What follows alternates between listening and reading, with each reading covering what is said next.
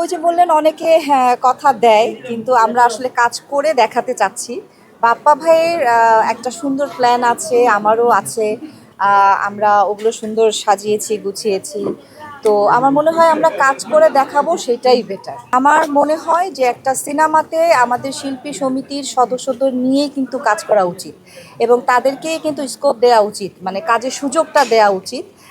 আর যারা শিল্পী সমিতির সদস্য না, তো তাদেরকে নিয়ে কাজ করাটা আমার কাছে মনে হয় যে এটা আসলে ঠিক হচ্ছে না।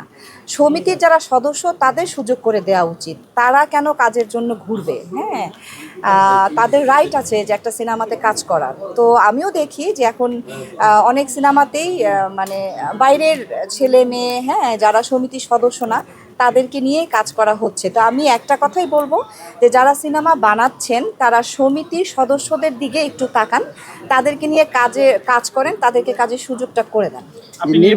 অবশ্যই অবশ্যই এই এই এটাই তো আমাদের প্রধান পদক্ষেপ থাকবে, কারণ আমরা তো কাজ করছি বা নির্বাচনে কেন দাঁড়িয়েছি, আমরা তো দাঁড়িয়েছি শিল্পী সমিতির সদস্যদের ভালোর জন্য, হ্যাঁ, যে তাদের যেন সুযোগ সুবিধা হয় সেই জন্য। তো এই দিকটা অবশ্যই আমরা দেখব। আগে হচ্ছে আমাদের শিল্পী সমিতির সদস্য, ওনাদের কি কি প্রবলেম, হ্যাঁ, ওনারা কি কি চাচ্ছেন, সেই দিকগুলোতে আমরা আসলে দৃষ্টি দিব প্রথমে।